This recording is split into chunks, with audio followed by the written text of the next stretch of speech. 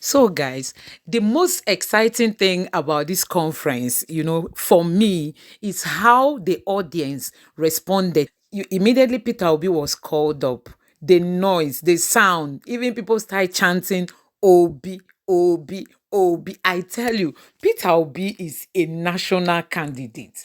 You can't argue that. You can't. No matter how you try to pretend, Peter Obi is welcomed in every household, honestly.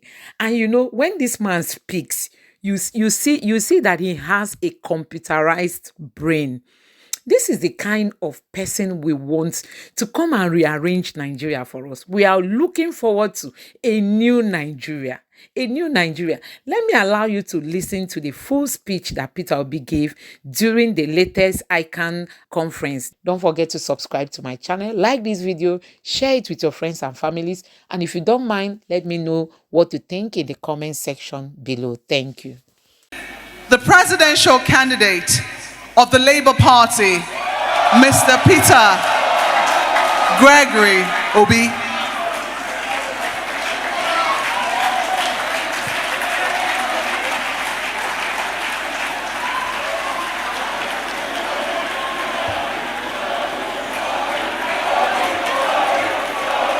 My timing. Hello, this is timed.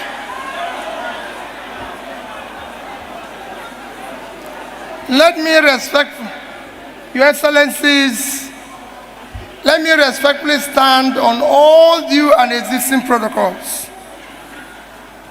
I thank the organizers of this event for the honor of inviting us to participate and for the topic, the issue of sustainability for economic prosperity. I only knew this morning that we're going to comment on it, as I told the organizers, but I think it's a worthwhile topic for us to comment on. Economics, when you talk about SDG, which is where you drive this from when she was reading, it is aftermath of Millennium Development Goals, which lasted from year 2000 to year 2015, and this is lasting from 2015 to 2030. And I agree with what Prof said, that we are about hiring the new CEO for the company called Nigeria. So we have to look at the people's past and what they've been able to do. MDG goal, which ended in 2015, for your records, I started implementing it in year 2008 in Anambra State. And by the time it ended in 2015, I was #1 in Nigeria.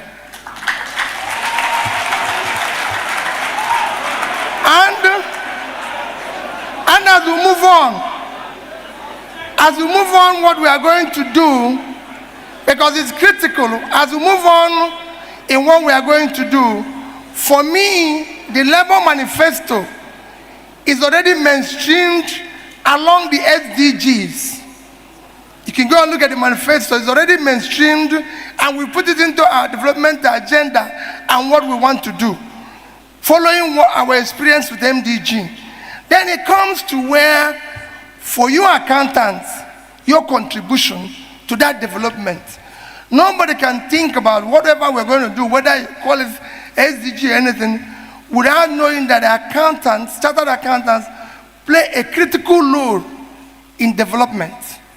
Because whatever you plan, whatever you want to do, you have to ensure, one, the financial sustainability of it. You have to come into the budgeting, the forecasting, and most importantly, the revenue. Because at the heart of tax is you. You have to bring the taxation into it. Today, the most critical problem of Nigeria, apart from other things that are besetting it, insecurity, everything is revenue to GDP, which is often shouted about that we don't have enough revenue. We don't have enough revenue because to GDP, even among the African pairs, we are 6%, when the average in Africa is 16%. Going globally is even worse. The reason is, so at the heart of it is you. It is you that is supposed to help the government to organize when the government starts doing the right things. How are we going to do it to ensure that this tax revenue comes in order to be able to build these sustainable goals? At the heart of it is you must secure and unite Nigeria. Today, Nigeria is among the fragile states, so security becomes paramount and critical. You must govern by rule of law and ensure that we fight what one of the candidates have mentioned, issue of corruption. At the heart of everything happening here in this country today is corruption. You have corruption of all sorts, corruption in terms of the way you appoint people to be in office by appointing incompetent people, corruption, the way we do our expenditure, corruption in terms of if you look at our subsidy today, it's virtually an organized crime. Today, our oil is being stolen by who? By people in government. And you can go on, and the heart of it is this. So you must remove a country and show that we must now have a country where there will be wealth with enterprise. In any country where government officials are richer or politicians are richer than business people, that country is finished. And that is what you're getting here. So you have nothing to account for. So for me, if you're going to talk about sustainability for economic development, is to start doing the right thing. What are we going to do? I've said my number one priority is to secure and unite Nigeria. People will tell you security is so difficult. It's not difficult. It's only in Nigeria that somebody kidnaps me and is phoning my brother, negotiating price. If I'm sick, he calls police, he calls doctor, they come and treat me. Everybody knows where we are, but except police. It's not acceptable. With technology and everything today, you know where the crime is taking place, and you can sort it out. We have to have the three-level policing, local government, state, and national. In terms of corruption, it is easy to fight. People make it look as if it's difficult. It is not. The box stops on your desk. If you yourself is not stealing, those around you are not, you reduce it by 70%. Two of my accountant generals are your member. You can go ask them how much was missing in Anambra State. And it's very simple. This is what we want to translate. We want to be able to move the country from consumption to production. And when you come to moving from consumption to production, whenever I say move it from consumption to production, the first thing people ask is, what are you going to do? The greatest assets of Nigeria today is the vast uncultivated land in the north. If you put that land into production, it will make a difference. Yesterday, we had a professor who was delivering a lecture in Lagos, Professor Stephen of this thing, and he talked about Bangladesh and Vietnam, which was a basket case yesterday. And I told him how I've won all the fields of Bangladesh.